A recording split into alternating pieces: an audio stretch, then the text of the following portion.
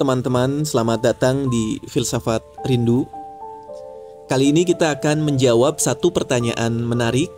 Apa yang bisa dipelajari tentang kepribadian seseorang hanya dengan mengamati mereka? Dan ini sudah dijawab sama Raphael Eliassen ya, di Quora, diterjemahkan oleh Mia. Nah, di sini kita akan membaca jawabannya dan kita mencoba untuk mentafsirkan atau menjelaskan dari jawaban Raphael ini. Jawaban yang pertama dari dia itu, orang yang percaya diri ialah seseorang yang rendah hati, menghargai semua orang tanpa membedakan siapapun. Kenapa bisa gitu? Karena begini, ketika kita percaya dengan diri kita sendiri, kita percaya bahwa kita punya nilai, kita punya value, kita punya kelebihan. Artinya, kita nggak akan fokus dengan kekurangan-kekurangan orang lain. Jadi, kita sudah peka dengan diri kita sendiri. Artinya, untuk apa kita fokus dengan kekurangan, kejelekan dari yang dimiliki orang lain? Nah, maka agar kita bisa menghargai seseorang, maka ya kita hargai diri kita sendiri. Dengan apa? Dengan kita mengenali diri kita. Kita jangan melakukan sesuatu yang tidak baik untuk kita. Karena pun begini ya, ketika kita ingin dihargai, maka ya kita hargai diri kita. Menghargai orang lain artinya kita menghargai diri kita sendiri. Ketika kita menghargai diri kita sendiri, artinya kita akan dihargai oleh orang lain. Jadi untuk teman-teman, jangan pernah mencoba untuk mencemooh diri kita sendiri, berperilaku yang nggak baik, sehingga akhirnya orang pun tidak akan menghargai kita. Jadi kalau misalkan ada orang lain yang nggak menghargai kita, ya jangan-jangan kita belum bisa menghargai diri kita sendiri. Nah, jawaban yang kedua, pelajaran hidup terbaik berasal dari bagaimana kita sembuh dan bangkit dari keterpurukan. Dari keterpurukan. Ini nomor 2 ya. Pelajaran hidup yang paling baik menurut dia itu dari bagaimana kita sembuh dan bangkit dari keterpurukan. Ya, ini benar karena kita akan mendapatkan hal-hal baru. Kita juga akan bisa mencari tameng atau mencari sesuatu yang kita itu nggak akan terjerumus dari hal-hal masa lalu yang mengakibatkan kita itu bersedih, kecewa, dan seterusnya. Jadi memang pengalaman adalah guru terbaik. Nah, yang ketiga, orang yang benar-benar kaya tidak akan memamerkan apa yang mereka miliki. Meskipun orang lain menyadarinya, mereka akan tetap rendah hati. Nah, begini teman-teman, kita itu sering banget melihat orang-orang yang suka memamerkan kekayaannya. Justru mereka tuh belum benar-benar kaya. Malah orang yang benar-benar kaya, mereka tuh hidup sederhana, nggak pamer. Ya karena apa? Kekayaan itu kompleks. Pertama, kaya itu tentu punya banyak uang. Yang kedua, dari pola pikir. Ketika misalkan kita melihat ada orang yang tidak memamerkan kekayaannya meskipun dia kaya. Karena apa? Karena dia itu kaya pengetahuan.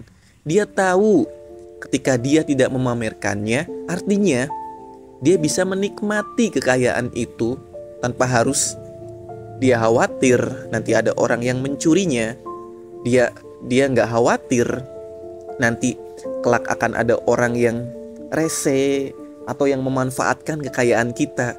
Atau mungkin bisa saja ketika kita berteman dengan orang lain, maka orang itu akan berteman dengan kita karena kekayaan yang kita miliki. Nah, jadi kekayaan itu kompleks. Tentu pertama harta, yang kedua juga pengetahuan atau kebijaksanaan yang ada dalam diri kita. Nah, jadi buat teman-teman yang mungkin sudah mulai punya banyak uang, harus bijak, harus bisa seperti ini. Nah, selanjutnya, seseorang yang senang berteriak dan membicarakan hal yang tidak penting adalah orang yang tidak percaya diri. Tong kosong nyaring bunyinya. Dan ini saya setuju ya. kita banyak sekali melihat orang-orang yang ingin menunjukkan dirinya, yang ingin dirinya itu menjadi satu titik fokus perhatian orang lain. Nah, ini disebabkan karena dia itu nggak percaya dengan apa yang ada di dalam dirinya. Dia nggak percaya bahwa dia itu punya nilai loh, dia itu punya value loh, dia itu punya sesuatu yang dibanggakan. Nah, dia tuh nggak percaya itu. Akhirnya dia mencari validasi dari orang lain. Dia berteriak, dia melakukan kerusuhan hanya untuk dinotis sama orang lain. Nah, jadi buat teman-teman, ketika kamu seperti itu, ya mestinya harus melihat ke dalam diri kita. Melihat ke dalam diri, apakah aku masih belum peka terhadap diri kita sendiri. Mungkin begitu. Nah, yang kelima ya, tadi keempat, sekarang kelima. Seseorang yang selalu tersenyum bahkan kepada orang asing adalah orang yang gak peduli dengan apa yang orang lain pikirkan. Nah, ini kita sering ya menemukan seseorang yang udah pokoknya selalu tersenyum aja, selalu tersenyum aja. Ada orang ya tersenyum ketemu sama orang, tersenyum meskipun gak kenal ataupun dikenal. Nah, ini saya juga sering ya menemukan orang-orang yang seperti ini, dan ini sebagai bentuk formalitas dari hidup dia. Artinya apa? Ya sudah, ketika kita ketemu orang, ya senyumin aja, bodo amat dia mau seperti apa.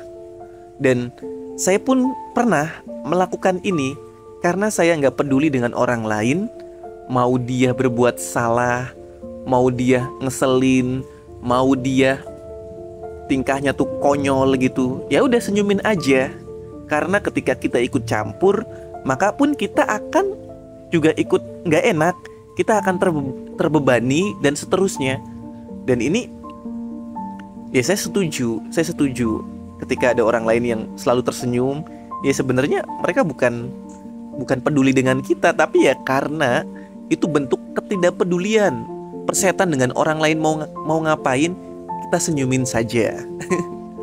Nah, yang keenam, seseorang yang bersedia untuk menanggung kesalahan adalah orang yang paling bertanggung jawab.